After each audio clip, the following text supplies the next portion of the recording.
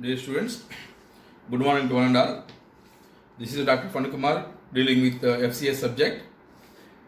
In our previous class, as a part of the third unit, operating systems concepts, under that we have discussed process management, out of which in the process management totally 9 subtopics are displayed here, out of which in the previous class we have discussed about the first 6 subtopics like introduction, elements of process management, attributes or characteristics of process, process states, process table and process PCB and process operations. Now in our today's class, let us have a discussion about the 7th and 8th topics. They are inter-process communication and process scheduling. First of all, let us have a look about IPC. That is nothing but inter-process communication. So the name itself is telling you that, as we know that the operating system, what we have discussed in the earlier of this part 2, handles or acts as a intermediate between a user and the computer. And there are different types of operating systems we have discussed, like time sharing, multi-programming, batch processing, etc. In any of these operating systems, if n number of processes are to be executed, means there are few processes are to be executed by the CPU, there may be a situation that 2 or more processes are need to communicate with each other in sharing the data or in sharing the peripherals, etc. So means let us assume there are process 1 and process 2 are simultaneously executing by the CPU. Sometimes process 1 may want some information from the process 2 to complete its task, or vice versa, process 2 may want some sharing information from process 1 to complete its task. To do this concept means sharing the data between these two processes, we need to establish a connection. So in that scenario, this inter-process communication will come into the picture. So as you see there, cooperating processes require an IPC mechanism that will allow them to exchange the data and information. Cooperating processes, just now I told you, 2 processes which wants to share some data, some peripherals between themselves are called as cooperating processes, and to share this data or information they need a mechanism called as inter-process communication. Actually, this inter-processing communication can be performed by using 2 fundamental models. So we use here 2 techniques in this IPC. They are number 1, shared memory concept, second one, message passing concept. Now let us come to the first topic, that is shared memory systems. As you see in the diagram here, there is process A and process B.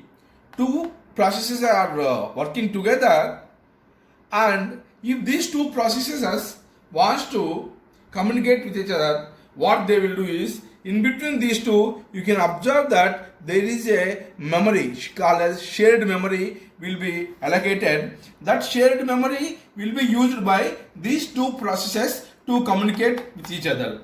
Here, that shared memory is nothing but a part of the memory being used by the process A.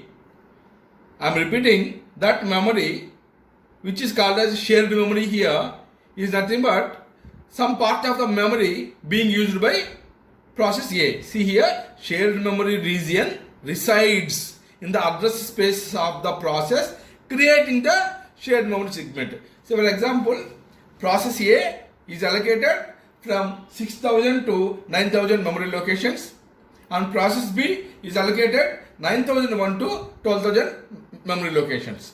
Here if process A initially wants to share some information from process B, what it do is, among the 3000 memory locations which are allocated to that process A, some part, say maybe 500 locations or 600 locations, whatever it is, some part will be commonly allocated, and this is called as shared memory region, and will be at the process A only.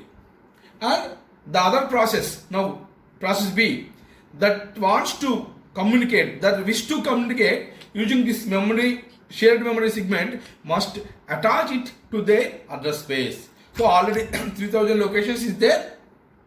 Now this 500 locations or 600 locations which is attached, which is allocated for the shared memory concept is attached to the process B.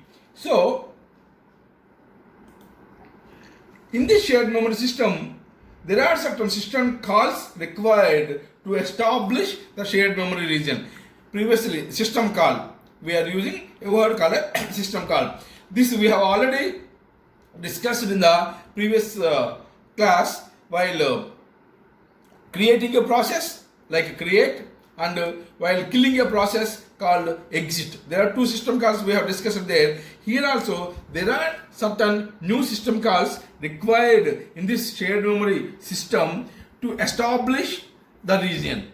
And once shared memory is established, all access are treated as routine memory access. Routine memory access is how we generally read the data from the memory by using a system called as read, and how we write something into the memory by using a system called as write. However, general read-write operations can be performed in the general memory like that only. If process A wants to send some data to process B, that data will be write into the shared memory. Immediately after writing that data into the shared memory, the process B will search for the shared memory, and whatever the data written by the process A will be read by the process B. Like this, these two processes A and B will communicate with each other by using this shared memory concept. So whatever they want to send or whatever they want to receive, each other will kept that data in the shared memory and will be communicated with each other. This is one of the inter-process communication called as shared memory systems. The second one is message passing systems. You see, similarly in the previous diagram only it is there. There are process A and process B are there, but you cannot see the shared memory in between these two. There is no shared memory allocation here, but how they will be communicated. So here in this message passing mechanism, if a process wants to share the data, means if a process A wants to send some data to process B, what it do is it first will send a request to process B that I want to send some data. Or say let us assume that process A not sending, process A is expecting some data from process B. Then process A sends a request to process B that I want certain data, or I want access to certain peripherals, some I/O processes. You are using printer right now, example, I want to use the printer right now. Some such type of standard signals will be sent in the form of request to one process to another process. After receiving that request signal by the second processor from the first processor, then if that resource or the data is freely available with the second processor, then immediately that data will be sent to the first processor.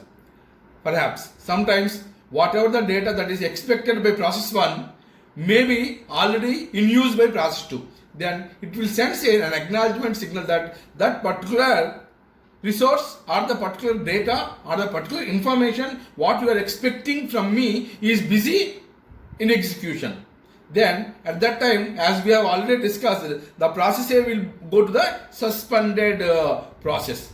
We have discussed in the lifetime of the process or the states of the process, there is suspended state. When it goes to suspended state, as I told you, if it requires any resource or the data which is already engaged or busy with another process, then that process will go to the suspended state. So like this, these two processes will communicate with each other by using a message passing mechanism. So for example, in the worldwide, now you know that there is a best example like a WhatsApp group.